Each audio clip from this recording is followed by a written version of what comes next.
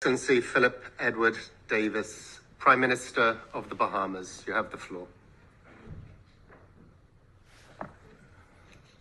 Your Excellencies, thank you, Mr. Chair.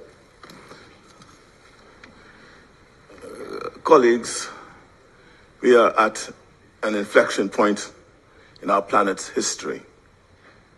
As we mark the 10th anniversary of the Paris Agreement, we have a choice: advance ambitious climate action plans for the sake of people and our planet, or retreat, sacrificing lives, livelihoods, cultures, and biodiversity. 6 days ago, on leaving my country, we were being threatened by a hurricane called Gabriel. Thankfully, we were spared. As I stand here at this very moment, there are two systems that are threatening my country: AL3 and AL94.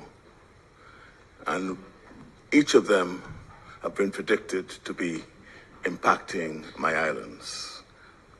The frequency and intensity of hurricanes is real. It's no hoax. It's not a con job.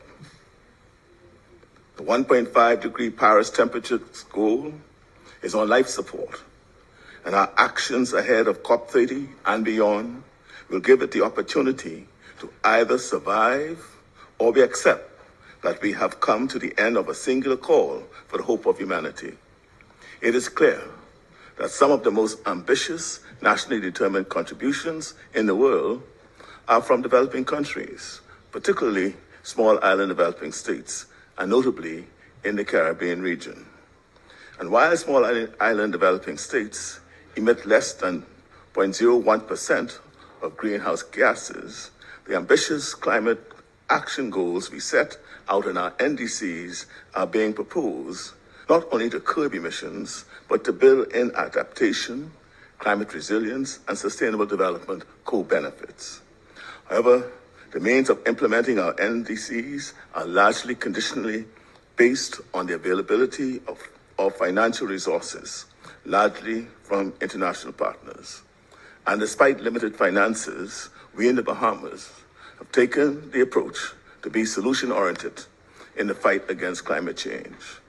In our pre-2030 NDCs, the Bahamas established a goal of reducing greenhouse gas emissions by 30% by 2030.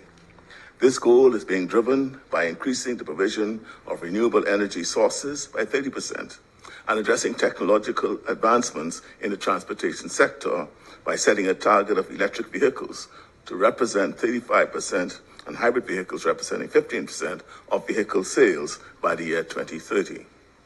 Our preliminary data has shown that my government's efforts via our new energy era policy, which focuses on energy efficiency, upgrades, utility-scale solar power in our nation's capital, new hybrid grids in our family of islands, and deployment of modern technology, will result in our country exceeding our 2030 renewable energy goal by 2%, with 32% renewable energy penetration across our archipelago.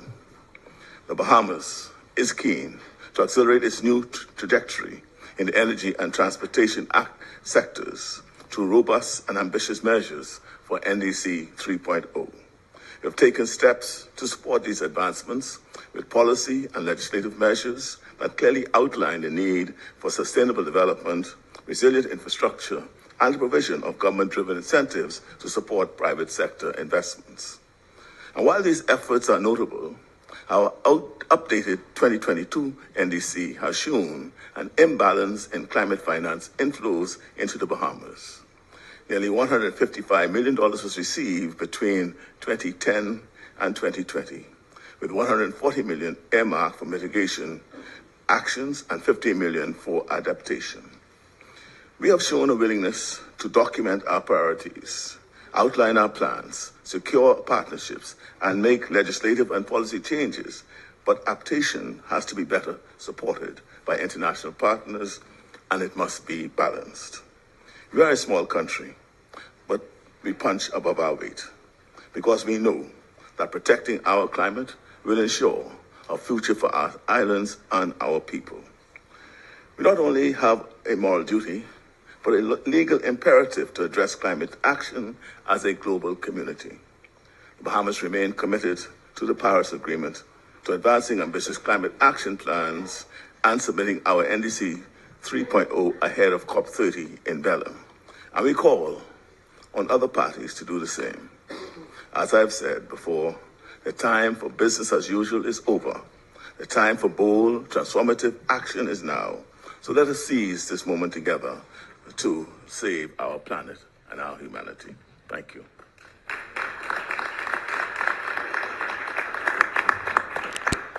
Thank you, Bahamas. The next speaker is His Excellency Wesley Simmons.